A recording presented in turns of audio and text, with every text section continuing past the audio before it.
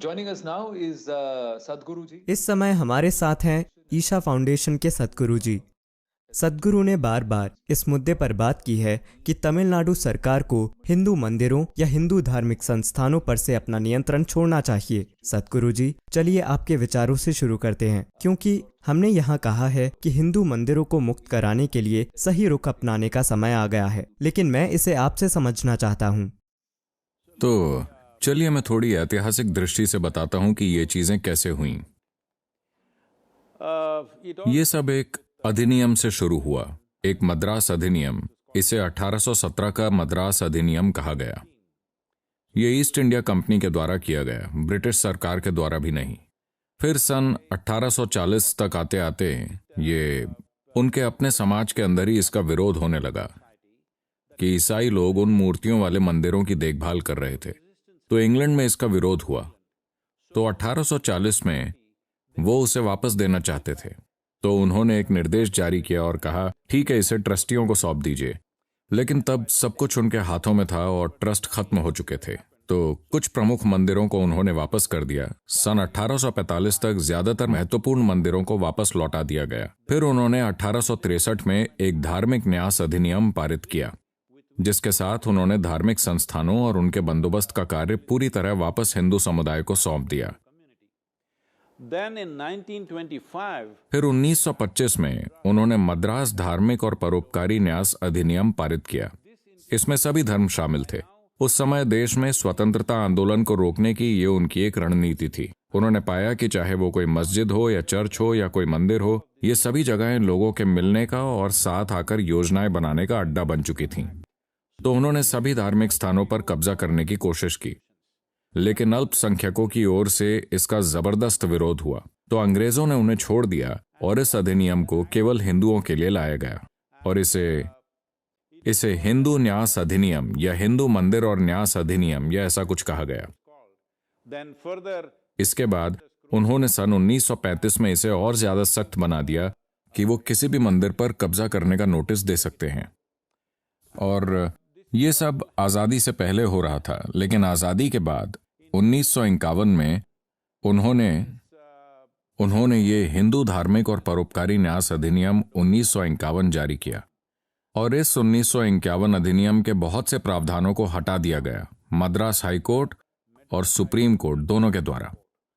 तो 1959 में कामराज के समय में उन्होंने दूसरा ये तमिलनाडु धार्मिक और परोपकारी न्यास अधिनियम पास किया, जो आज भी लागू है। इसके तहत 37,000 से ज्यादा मंदिर सरकार के नियंत्रण में हैं। तो इसमें मुद्दा क्या है? मुद्दा ये है कि पहली बात तो ये है कि एक शर्म की बात है कि एक धर्मनिरपेक्ष देश में उस एक समुदाय को, मेरा मतलब अगर आप किसी और देश में इसकी बात करते हैं तो कोई भी आपका विश्वास नहीं करेगा। कोई भी विश्वास नहीं करेगा कि भारत में धार्मिक संस्थाओं को सरकार द्वारा चलाया जाता है। तो धर्मनिरपेक्ष सरकार का मतलब है कि उन्हें किसी भी धार्मिक संस्था से कोई लेना देना नहीं होना चाहिए। जब हम हिंदू मंदिरों के बारे में बात करते हैं तो लोगों का एक बड़ा समूह है जो तुरंत कहेगा, तो चर्चों को भी अधिकार में ले लो, मस्जिदों को भी अधिकार में ले लो। मैं कह रहा हूं कि यह सरकार का काम नहीं है कि वो किसी मस्जिद या चर्च या मंदिर या गुरुद्वारे या किसी भी चीज को छुएं। अभी एक समस्या है तो चलो उस समस्या को कई गुना बढ़ा देते हैं। ये कोई समाधान नहीं है, ठीक है? महत्वपूर्ण बात यह है कि भक्तों को मंदिर की देखभाल करनी चाहिए, क्योंकि मूल रूप से भारतीय मंदिरों को किसी पूजा के स्थान के तौर पर नहीं बनाया गया था। यहाँ कोई एक व्यक्ति लोगों के समूह के लिए प्रार्थना का नेतृत्व नहीं करता। ये मोटे तौर पर अलग अलग तरह की ऊर्जाओं के केंद्र हैं, जहाँ जाकर लोग खुद को उस ऊर्जा से भर सकते हैं, चाहे आप माने या ना माने। ये लाखों करोड़ों लोगों के लिए सच है। हजारों सालों से ये लोगों का अनुभव रहा है। आप विश्वास करते हैं या नहीं करते, ये आपकी समस्या है, लेकिन मूलभूत मानवीय अधिकारों के अर्थों में ऐसा होना ही चाहिए। संवैधानिक अधिकारों के अर्थों में, मौलिक अधिकारों के रूप में ये होना ही चाहिए। लेकिन अब ऐसे कई लोग हैं जो बहस कर रहे हैं। उनका तर्क आमतौर पर यह होता है, लेकिन वो राजाओं के नियंत्रण में होते थे और राजा भी सरकार हैं, तो ये हमेशा से ही सरकार के अधीन रहे हैं। ये सच नहीं है, क्योंकि राजा भक्त होते थे। हाँ, राजा महाराजा बहुत बड़े भक्त थे, इस हद तक कि कई रियासतों में वहां के देवता ही राजा थे। राजा उस देवता का दीवान या मंत्री होता था। तो हमेशा देवता ही शासन करते थे। राजा केवल देवता के नाम पर राज्य चलाते थे, तो वो पूरी तरह से अलग ही तरह के लोग थे। और वहां भी मंदिर के निर्माण के लिए आम जनता दान देती थी। सबसे बढ़कर ये सभी मंदिर, खास तौर पर दक्षिण भारत के मंदिर, विशेष रूप से तमिलनाडु के मंदिर, वो इंजीनियरिंग और वास्तुकला की शानदार रचनाएं हैं। अगर आप ये देखें कि उन्होंने क्या काम किया है 1000 साल पहले, 1200-1500 साल पहले, तो आप इंसान होने पर गर्व महसूस करेंगे, क्योंकि इंजीनियरिंग के अर्थों में ये पूरी तरह बेजोड़ हैं। इंजीनियरिंग की जो महारत उनके पास थी और जिस तरह उन्होंने इन संरचनाओं को बनाया, वो बहुत ही अद्भुत है। लेकिन आज व्यवस्थित तरीके से उन सभी का विनाश किया जा रहा है। सारी कलाकृतियां चोरी हो रही हैं, उनमें से ज्यादातर जा चुकी हैं, क्योंकि मंदिर को ऐसे लोग चला रहे हैं जिनके दिल में उस मंदिर के प्रति कोई भावना नहीं है। और इसके कई और पहलू हैं, इसके आर्थिक पहलू हैं, उसमें मेरी कोई दिलचस्पी नहीं है। मेरी दिलचस्पी है, मूल बात यह है कि अगर आप चाहते हैं कि ये देश आगे बढ़े, तो आप लोगों के बीच भेदभाव न करें। हर किसी के पास समान अधिकार होने चाहिए, यही पूरी बात है। एक देश, एक कानून, हम हर जगह इसकी बात कर रहे हैं, लेकिन ये एक बहुत ही मौलिक तरीके से नहीं हो रहा है। So Tamil Nadu temples have to be released. तो तमिलनाडु के मंदिरों को मुक्त करना होगा, क्योंकि सबसे सख्त विन्यास अधिनियम शायद तमिलनाडु में ही है। दूसरे राज्यों में शायद ये इतना सख्त नहीं है, लेकिन यहाँ तक कि वो भी नहीं होना चाहिए। लेकिन यहाँ उनका पूरा नियंत्रण है। अगर आप एक नया मंदिर भी बनाते हैं और अगर वो प्रसिद्ध हो जाता है, तो सरकार उसे अपने अधिकार में लेने का नोटिस भेज देगी। ये बिल्कुल बेतुकी बात है। आप किसी भी देश में ऐसा नहीं कर सकते। यहाँ तक कि रूस या चीन जैसे देशों में भी आप ऐसा नहीं कर सकते। आप भारत जैसे देश में ऐसा कैसे कर सकते हैं, जो एक धर्मनिरपेक्ष देश है, जहाँ लोकतांत्रिक रूप से चुना हुआ नेतृत्व है और हमारा संविधान हर किसी को अपने धर्म का अभ्यास करने का पूरा अधिकार देता है, चाहे वो किसी भी पंथ से हो। यहाँ तक कि आप एक नया पंथ शुरू करके उसका अभ्यास कर सकते हैं। केवल मौजूदा पंथ ही नहीं, आप एक नया पंथ शुरू करके उसका अभ्यास शुरू कर सकते हैं। जब ऐसी परिस्थिति है, तो बहुसंख्यक आबादी के पूजा स्थलों या उनके मंदिरों को सरकार द्वारा चलाया जाना बहुत ही शर्म की बात है। लेकिन सद्गुरु जी, सच्चाई ये है कि चाहे कोई भी राजनीतिक दल हो, उनकी आंखें हमेशा मंदिरों पर होती हैं। और अगर आप राजनीतिक स्पेक्ट्रम के लेफ्ट से राइट की ओर देखें, तो केरल में लेफ्ट है। अगर आप AIADMK, DMK को देखें, जो तमिलनाडु में बारी बारी से आते हैं। आप आंध्र प्रदेश में TDP, YSRC कांग्रेस को देखें। अगर आप तेलंगाना में TRS या उत्तराखंड में BJP को देखें, हर कहीं राजनीतिक दल तुरंत मंदिरों और उनके बोर्ड्स और उनके प्रबंधन को झपटना चाहते हैं। इसका कारण केवल पैसा है या और कुछ भी है? देखिए, मैं नहीं चाहता कि इसे राजनीतिक स्पेक्ट्रम में देखा जाए। जैसा कि आपने कहा, कोई भी दल इससे अछूता नहीं है, वो सभी इसमें शामिल हैं। ये एक तरह की लूट है। मुझे लूट की भी चिंता नहीं है। बहुत से लोग पैसे और प्रॉपर्टी को लेकर चिंतित हैं। मेरी चिंता यह है कि एक पवित्र स्थान को व्यवस्थित तरीके से दूषित किया गया है। और इन मंदिरों के सौंदर्य निरूपण के पहलू बहुत ही अद्भुत हैं, लेकिन आज अगर आप तमिलनाडु के ज्यादातर मंदिरों में जाएं, पत्थर की नक्काशियां हैं। ठीक है, मैं कह रहा हूं कि उन्होंने मार्बल या सोपस्टोन पर नक्काशी नहीं की, जैसा कि उत्तर भारत या कर्नाटक में किया जाता है। यहाँ हमने ग्रेनाइट पर, एक बहुत ही सख्त पत्थर पर उत्कृष्ट कला को उकेरा है। और आप जानते हैं उन्होंने क्या किया? उन्होंने उस पर सिल्वर पेंट कर दिया, ऑयल पेंट, इनेमल पेंट, सारी पत्थर की नक्काशियों पर।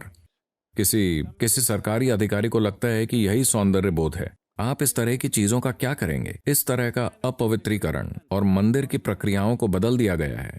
और दूसरे पहलुओं को जाने बिना मंदिर का विज्ञान, मंदिर की संरचना, उन्हें बदलाव कर दिए। उन्होंने यहाँ वहां दीवारें खड़ी कर दी।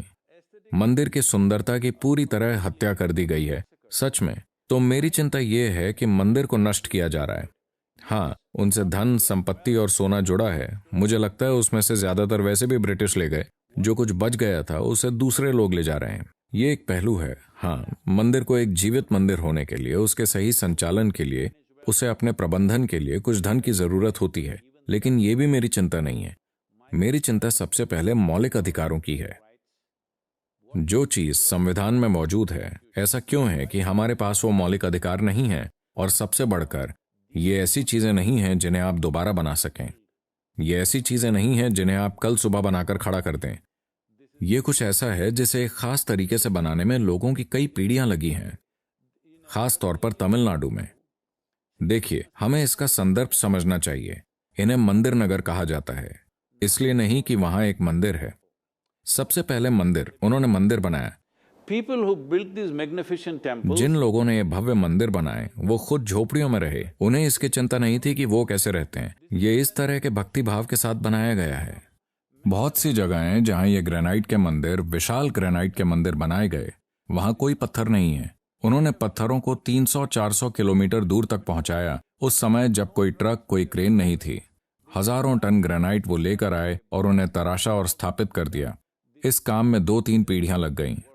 और जिस तरह इन्हें प्राण प्रतिष्ठित किया गया, जैसे उदाहरण के लिए चिदम्बरम मंदिर की प्राण प्रतिष्ठा महर्षि पतंजलि ने की थी, आप उसे कैसे नष्ट कर सकते हैं? ऐसे बहुत से दूसरे मंदिर हैं जिनकी प्राण प्रतिष्ठा अगस्त्य मुनि ने की थी, आप उसे कैसे नष्ट कर सकते हैं? आप इस विरासत को नष्ट नहीं कर सकते, लेकिन दुर्भाग्य से बहुत अधिक नुकसान किया गया है। मुझे लगता है कि इसे मुक्त करने का समय आ गया है। अब लोग कह रहे हैं, ओह, फिर तो हर तरह का भ्रष्टाचार होगा। ये कहना पूरी तरह बेतुका और अपमानजनक है कि बहुसंख्यक समुदाय के पास ऐसे चंद लोग नहीं हैं जिनके पास मंदिर को चलाने के लिए जरूरी दिमाग और ईमानदारी हो। जब आज हम एक ऐसे समय में हैं जहां हम सोच रहे हैं कि सरकार को किसी एयरलाइन की व्यवस्था नहीं संभालनी चाहिए, उसे हवाई अड्डों की, बंदरगाहों की, उद्योग, व्यवसाय, खनन, किसी की व्यवस्था नहीं संभालनी चाहिए। सब कुछ निजी संस्थानों के रूप में लोगों को संभालने के लिए दे देना चाहिए, लेकिन मंदिरों को संभालने की योग्यता सरकार के पास है। कैसे? ये बिल्कुल बेतुकी बात है। चूंकि आपने चिदम्बरम मंदिर का जिक्र किया है, 2014 में माननीय सुप्रीम कोर्ट ने एक ऐतिहासिक फैसला दिया था और मैंने डॉक्टर सुब्रमण्यम स्वामी से भी बात की, जिन्होंने उस केस में दलील दी थी। यह केस सन 1886 से कोर्ट में लटका हुआ था और कोर्ट ने इस बार साफ साफ कहा कि मंदिर को पुजारियों के द्वारा चलाया जाना चाहिए, न कि सरकार के द्वारा। कोर्ट ने यह भी कहा कि पुजारी एक धार्मिक समुदाय हैं और उनके अधिकारों को राज्य के किसी भी दखल से संरक्षण और सुरक्षा मिलनी चाहिए, लेकिन उसके बावजूद यह चल रहा है। कोर्ट ने यह भी कहा कि अगर मैनेजमेंट खराब है या भ्रष्टाचार है तो आप उसे ठीक करिए और लोगों को वापस सौंप दीजिए, लेकिन कोई भी इसका पालन नहीं कर रहा। देखिए, अगर किसी संस्था में किसी तरह का गलत काम या भ्रष्टाचार हो रहा है, सभी संस्थाएं, किसी भी तरह के परोपकारी ट्रस्ट या धार्मिक ट्रस्ट भारतीय कानून के दायरे में आते हैं। तो अगर कोई गलत काम हो रहा है, जैसे कि अगर किसी व्यवसाय या किसी मीडिया हाउस या किसी उद्योग या किसी ट्रस्ट में कोई गलत काम होता है, तो इसके लिए कानून है। किसी भी अपराध से निपटने के लिए आईपीसी है। सिर्फ 1 या 2 संस्थानों में भ्रष्टाचार होने के कारण आप सब कुछ अपने कब्जे में नहीं ले सकते। हाँ, भ्रष्टाचार हो सकता है, ये जीवन के हर पहलू में हो रहा है ना? हाँ, लेकिन ऐसा क्यों है कि हम इस देश में हिंदुओं के रूप में? देखिए, जैसा कि मैंने कहा, दुर्भाग्य से 1925 में अंग्रेजों ने सभी धार्मिक संस्थाओं को अधिकार में लेने के लिए एक कानून पारित किया, जिसमें मस्जिद और चर्च और मंदिर और गुरुद्वारा और सब कुछ शामिल था। लेकिन उन्होंने बाकी 2 को छोड़ दिया क्योंकि वो सड़कों पर उतर आए थे। दुर्भाग्य से हम ये चलन बना रहे हैं, अगर आपको किसी तरह का न्याय चाहिए तो आपको सड़कों पर कुछ जलाना होगा। ये देश को मैनेज करने का एक दुर्भाग्यपूर्ण तरीका है। जब हम कोई अपील करते हैं, कृपया इस पर ठीक से गौर कीजिए। आप क्यों चाहते हैं कि लोग सड़कों पर उतरें और चीजें जलाएं? हम उस दिशा में नहीं जाना चाहते। ये चीजों को करने का हमारा तरीका नहीं है। मैं बस एक मुद्दा उठा रहा हूँ। ये सरकार पर है कि वो इस ओर कदम उठाएं। लोगों को विरोध करने दो, फिर हम कुछ करेंगे। ये किस तरह की बकवास है? ये बिल्कुल अन्याय है कि जब आप किसी तरह देश को तहस नहस करेंगे, सिर्फ तभी आप कार्रवाई करेंगे। जब हम देश को किसी तरह नुकसान पहुंचाएंगे, जब आप हर किसी के जीवन में थोड़ी परेशानी खड़ी करेंगे, ठीक है, हाईवे जाम कर दो, रेल रोको, रास्ता रोको, बिजली रोको, आपको कुछ करना होगा, फिर आप कोई कदम उठाएंगे। कृपया देश को इस दिशा में ना ले जाएं। हम कानून का पालन करने वाला देश बने। जब कोई समझदार अपील की जाती है तो हर किसी को उस पर गौर करना चाहिए। मैं कह रहा हूं हर किसी को, चाहे आप किसी भी पार्टी के हों, किसी भी पद पर हों। हर वो व्यक्ति जो किसी प्रशासनिक पद पर है, उसे इस पर गौर करना होगा। ये पूरी तरह अन्याय है। मेरी राय में ये रंग भेद के बराबर है। ये है सच में एक ऐसे देश में भेदभाव का सामना करना जहां हम असल में नहीं। मैं कह रहा हूं कि इससे कोई फर्क नहीं पड़ता कि आप बहुसंख्यक हैं या अल्पसंख्यक। किसी के लिए भी अगर आप मस्जिदों या गुरुद्वारों या चर्चों पर कब्जा करते हैं तो भी मैं यही बात कहूंगा, क्योंकि मौलिक रूप से ये गलत है। लेकिन ये नाइंसाफी दशकों से होती आ रही है और सरकार ऐसा कर रही है। इसका समाधान क्या है? क्या आप सभी मठाधीशों, सभी पीठाधीशों को, सभी साधु सन्यासियों को एक साथ लाने के लिए तैयार हैं ताकि एक सामूहिक मांग रखी जा सके? हमें वो सब करने की जरूरत नहीं है। हमें वो सब करने की जरूरत नहीं है। मैं कह रहा हूं कि हमें एक साथ इकट्ठे होकर कोई उपद्रव क्यों करना होगा? आप तभी कोई कार्रवाई करेंगे। मैं बस एक अपील कर रहा हूं, इसे सबकी नजरों में आने दीजिए। हर समझदार भारतीय को इस पर काम करना चाहिए। ये मायने नहीं रखता कि आप किस समुदाय से नाता रखते हैं, ठीक है? मैं हर दिन मंदिर में जाने वाला व्यक्ति नहीं हूं। मैं मंदिर जाने वाला व्यक्ति ही नहीं हूं। मैं ये इसलिए कह रहा हूं क्योंकि ये साफ साफ एक घोर अन्याय है। ये बात हर कोई देख सकता है। तो किसी व्यक्ति के लालच के कारण जो औपनिवेशिक काल में हुआ, सबको पता है कि ये किन मकसदों से किया गया था। हमें उसमें जाने की जरूरत नहीं है। बात बस इतनी है कि कल, चूंकि आपने अमेरिका का जिक्र किया, कल एक कवयित्री अमांडा, उसका जो भी नाम था, गॉर्मन, वो एक कविता पढ़ रही थी जिसमें उन्होंने एक पंक्ति कही, मुझे वो शानदार लगी। उन्होंने कहा, Just is, everything is just is, the way it is not justice, all right? ठीक है, ये जस्ट इज ब्रिटिश काल का है और ये जस्टिस नहीं है, ये बिल्कुल इनजस्टिस है। सही, लेकिन मैं आपसे पूछना चाहूंगा कि ये बात लोगों की चेतना में भी नहीं है। फिर ये कैसे संभव होगा? क्योंकि हर किसी को हिंदुओं के वोट चाहिए। हर कोई कुछ खास समुदायों और लोगों के समूहों के कल्याण की बातें करते हैं, लेकिन यह अन्याय ये बाकी हर किसी के साथ हो रहा है। मंदिर हमारी संस्कृति को जीवित रखने के स्रोत भी हैं, हमारी परंपरा को जीवित रखने के, हमारे ऐतिहासिक ज्ञान को आगे पहुंचाने के, लेकिन ये सब भी खो रहा है। सिर्फ खो नहीं रहा है, इसे व्यवस्थित तरीके से मिटाया जा रहा है। ये सिर्फ खो नहीं रहा है। देखिए, एक समय पर मंदिर हस्तकला, कला, संगीत और हर चीज के केंद्र हुआ करते थे। आप किस हद तक उसे पुनर्जीवित कर पाएंगे? आप क्या कर सकते हैं? मैं कह रहा हूं कि हर शहर में, हर उस शहर में जहां मंदिर हैं, या हर राज्य में, मान लीजिए कि हम, क्योंकि एक जटिल मुद्दा है, सभी 36,000 मंदिरों को कल सुबह वापस नहीं किया जा सकता, ठीक है? So you have to form a state level. तो आपको राज्य स्तर का सामुदायिक बोर्ड बनाना होगा जिसमें जिम्मेदार लोग हों जो मंदिर में मौजूद धन या दौलत की वजह से उसमें नहीं आए हैं। ऐसे लोग जो सफल हैं, जिन्हें कोई परवाह नहीं कि मंदिर के पास क्या है, उनके दिलों में थोड़ी भक्ति है। आप राज्य के लिए उस तरह के लोगों का ट्रस्ट बनाइए और फिर हर शहर, हर जिले वगैरह के लिए आप और ट्रस्टों का गठन कीजिए। ये एक लंबी प्रक्रिया है, ये कल नहीं होने वाला। मुझे कोई चिंता नहीं अगर इसमें 4 या 5 साल लगते हैं, लेकिन कम से कम प्रक्रिया तो शुरू होनी चाहिए। आपको कम से कम इरादा तो दिखाना चाहिए। मैं समझ सकता हूं कि प्रक्रिया जटिल है, इसे कदम दर कदम करने की जरूरत है। अगर आप इसे ठीक तरीके से नहीं करते तो ये एक बड़ी झंझट बन सकता है। तो क्या इसका कोई समाधान नहीं है? निश्चित रूप से एक समाधान है। अगर आप एयर इंडिया किसी और को सौंप सकते हैं तो इसे आप बड़ी आसानी से कर सकते हैं। यह कोई व्यावसायिक चीज नहीं है। वैसे भी अभी भी मंदिर इसीलिए चल रहा है क्योंकि श्रद्धालु आ रहे हैं, इसीलिए नहीं कि सरकार मंदिर के लिए प्रचार कर रही है। इसमें कोई पैसा या व्यापार शामिल नहीं है, कोई प्रचार प्रसार शामिल नहीं है। लोग वैसे भी आएंगे। फिलहाल ज्यादातर मंदिरों को इस तरह रखा गया है कि कोई भक्त भी वहां नहीं जाना चाहेगा। उन्हें इस तरह रखा जा रहा है। लेकिन आप कह रहे हैं कि इसमें थोड़ा समय लगेगा। मैं बस कह रहा हूं कि तिरुमला तिरुपति देवस्थानम में, चिदम्बरम मंदिर में, पद्मनाभ स्वामी मंदिर में, हर मंदिर में, हमारे देश के हर राज्य में मंदिर हैं जहां भक्तों की भारी भीड़ उमड़ती है। और यही कारण है कि राज्य उन्हें नियंत्रित करना चाहते हैं, क्योंकि उनका कहना है हमें प्रशासन पर नियंत्रण करना होगा, वरना आप लोगों और श्रद्धालुओं की भीड़ को नहीं संभाल पाएंगे। ये कारण दिया जाता है। इसे सुनिश्चित करने के लिए राज्य को वहां होने की जरूरत है। उत्तराखंड में 500 मंदिरों को अधिकार में लिया गया। मुख्यमंत्री से लेकर नीचे तक सत्ता में बैठा हर व्यक्ति कह रहा है हम सुधार करना चाहते हैं, हम 4 धामों को जोड़ना चाहते हैं और इसलिए हम ऐसा कर रहे हैं। देखिए, अगर वो चाहें तो वो सरकार द्वारा शुरू किए गए ट्रस्टों का गठन किया जा सकता है। अगर आप चाहें तो इस पर एक IAS अधिकारी रख सकते हैं, ये पक्का करने के लिए कि सब सही है, ठीक है?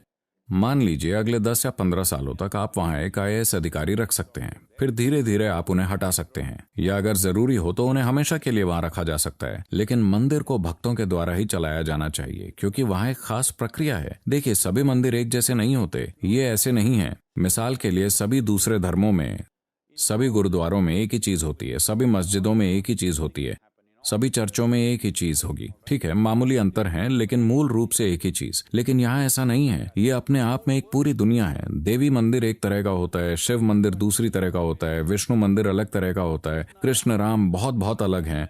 मैं कह रहा हूँ सब कुछ अलग है। यही संस्कृति की खूबसूरती है कि हम मूल रूप से इतने अलग हैं लेकिन हमें कोई परेशानी नहीं है। आप इसका महत्व नहीं समझ रहे। Just is ये ऐसा ही रहा है। तो सन 1800 से ये इसी तरह रहा है, तो समस्या क्या है? हम 22वीं सदी में भी इसी तरह जारी रख सकते हैं? नहीं, मुझे लगता है कि इसे बदलना ही चाहिए, इसे बदलना ही चाहिए। मैं सहमत हूं कि इसे बदलना चाहिए, लेकिन हाथ जोड़ के अपील करके भी यह नहीं बदलता तो लोगों की ओर से यह मांग आनी चाहिए और एक बड़े जनसमूह को आगे आना होगा, और इसके लिए उन्हें अभी हो रही चीजों के प्रभाव को समझना होगा। देखिए, महत्वपूर्ण बात यह है कि अभी तमिलनाडु में चुनाव होने वाले हैं। हाल ही में 3 दिनों पहले हमारे पोंगल उत्सव के दौरान एक युवक खड़ा हुआ और उसने मुझसे पूछा, सद्गुरु, मुझे किसे वोट देना चाहिए?